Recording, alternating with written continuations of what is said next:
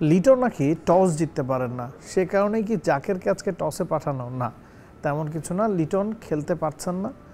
দুদিন আগে যে ইনজুরিতে পড়েছিলেন সেটা পুরোপুরি সেরে ওঠেনি এবং পাকিস্তানের বিপক্ষে বিগ ম্যাচের আগে বাংলাদেশ দল কোনো রকমের ঝুঁকি নিতে চায়নি, সে কারণেই হয়তো লিটনকে আজকের ম্যাচে বিশ্রাম দেওয়া হয়েছে।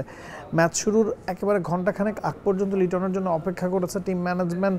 লিটনের ইন্ডিয়ার সাথে রেকর্ডটাও কিন্তু যথেষ্ট ভালো, প্রায় 150 স্ট্রাইক রেটে ব্যাটিং করেন লিটন ইন্ডিয়ার বিপক্ষে, গড়টা 20-এর কাছাকাছি। তাকে নিশ্চিতভাবে আজকে বাংলাদেশ দল মিস করবে। তবে টসের সময় জাকির আলী অনেক কলটা ঠিক করতে পেরেছেন এবং তিনি টসটা জিতেছেন এবং কোনো সন্দেহ ছাড়াই ফিল্ডিংয়ের সিদ্ধান্ত বেছে নিয়েছেন।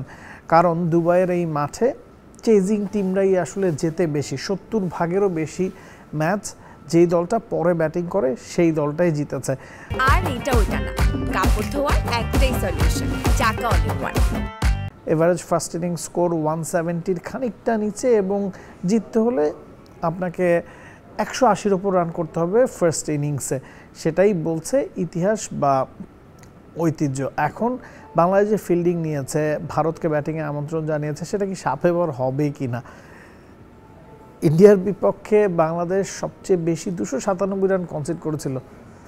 তো এই ম্যাচে 200-র নিচেও যদি ভারতকে রাখা যায়, বাংলাদেশ হয়তো কনফিডেন্ট হবে যে হ্যাঁ এই রানটা চেস করা সম্ভব। তবে বাস্তবতা বলছে যে ভারতকে 170-80-র মধ্যে না রাখতে পারলে আপনি হয়তো ম্যাচটা জিততে পারবেন না। খানিকটা স্লো উইকেটে খেলা হয়, দুবাই উইকেট বলতে যা বোঝায় ঠিক তাই।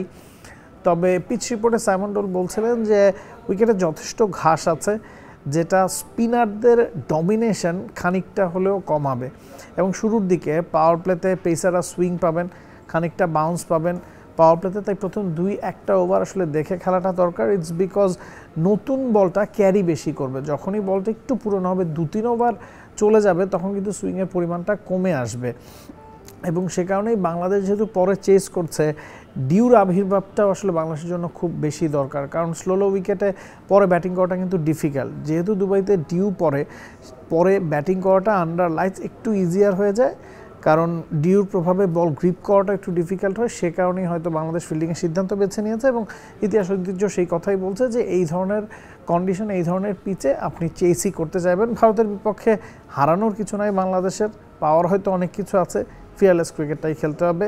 জাকের আলী অনেকের দলকে, লিটন দাসের দলকে না, কারণ লিটন এই ম্যাচটাই খেলছেন না। Nabil Kaiser, T Sports.